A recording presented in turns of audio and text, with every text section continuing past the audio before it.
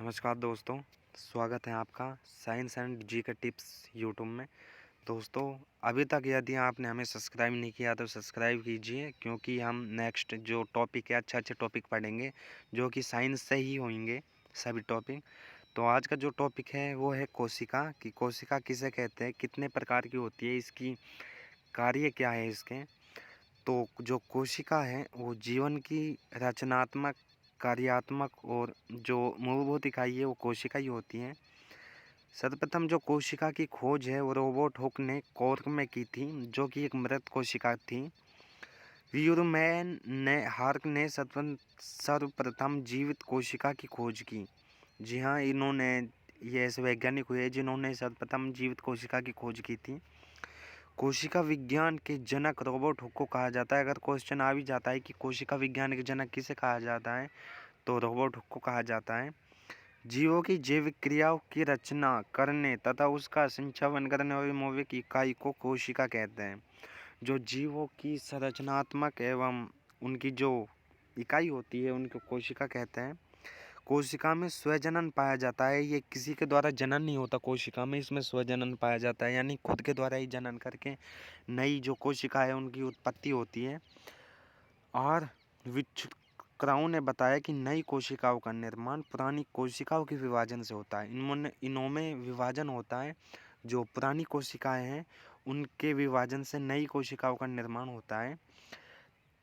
Next है कि तंत्रिका कोशिका मनुष्य की सबसे बड़ी कोशिका है, जबकि सबसे छोटी कोशिका है माइक्रोप्लाज्मा, जो कि पीपीएवओ के नाम से भी जाना जाता है। सबसे भारी और बड़ी जो कोशिका है वो है, जो आपने शुतुरमुर्ग चिड़िया का अंडा देखा होगा, वो सबसे भारी एंड बड़ी है। जो शुतुरमुर्ग चिड़िया का अंडा है वो है। नेक्स्ट है कोशिका सिद्धांत। कोशिका सिद्धांत, कोशिका की खोज कई वर्षों के बाद कोशिका के अनेक वैज्ञानिकों ने विस्तृत अध्ययन किया, यानी कि उसका वर्णन नहीं हुआ अभी तक। और कोशिका 1838 ईस्वी में जर्मनी के वानस्पतिक वैज्ञानिक एम जे स्वाइडन्स तथा जर्मनी के ही जंतु वैज्ञानिक थियोडर श्वान ने कोशिका सिद्धांत को प्रतिपादित किया था। कोशिका सिद्धांत की मुख्य बातें निम्न प्रकार हैं, जो कि आप सुन रहे होंगे अभी। प्रत्येक कोशिका की उत्पत्ति मात्र कोशिका से होती है, जो मदर कहते हैं हम, पेरेंट्स, मात्र कोशिका से होती है। मदर, जी हाँ, मदर मात्र कोशिका से होती है, जिसका अर्थ है कि कोशिका में जनन क्षमता पाई जाती है। जी हाँ दोस्तों, कोशिका में स्वयं में ही जनन क्षमता पाई जाती है। एंड जो नेक्स्ट है वो है कि एक विशेष प्रकार की अनेक कोशिका संयुक्त होकर टिश्यू यानी कि ऊतक बनाती है। जब कई प्रकार की कोशिकाएं या कई कोशिकाएं या बहु कोशिकाएं आपस में जुड़ जाती हो तो ऊतक का निर्माण करती है। वो कोशिका की उत्पत्ति जिस क्रिया से होती है उसमें केंद्रक का मुख्य काम होता है। यानी कि कोशिका की उत्पत्ति जिस क्रिया से भी होती है, अब मानो किससे भी होती हो, तो उसमें केंद्रक का जो मुख्य है वो मुख्य काम होता है। अब कोशिका सिद्धांत के अपवादों की बात करेंगे। कोशिका सिद्धांत के अपवाद क्या है?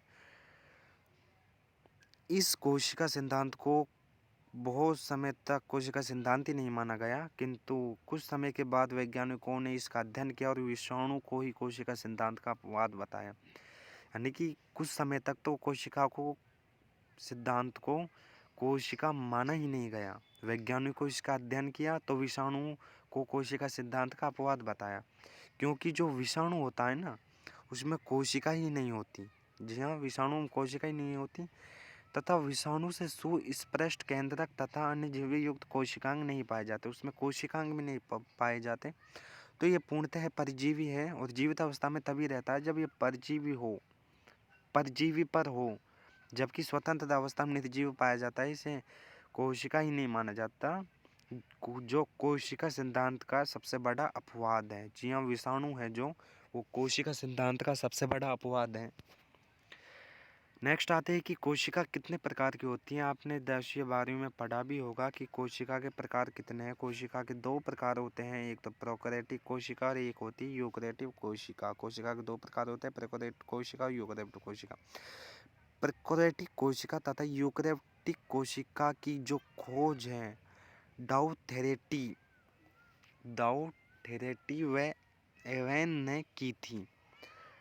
और जो प्रोकैरियोटिक कोशिका और यूकेरियोटिक कोशिका है, वो दोनों के बीच की कड़ी को मीजोकैरियोटिक कोशिका कहते हैं। इन दोनों के जो जुड़ने से वो उत्पन्न होती है वो कोशिका, वो होता है मीजोकैरियोटिक कोशिका कहते हैं। मीजोकैरियोटिक कोशिका की खोज डाउजेन ने की थी, जैसे डायनोफैटीज वेस्ट। दोस्तों, आपको हमारा वीडियो पसंद आया होगा। आज का टॉपिक यहीं ख़त्म करते हैं। अगर वीडियो पसंद आया हो तो सब्सक्राइब कीजिएगा, शेयर कीजिएगा। Thank you. नेक्स्ट वीडियो में आप नेक्स्ट टॉपिक देखेंगे।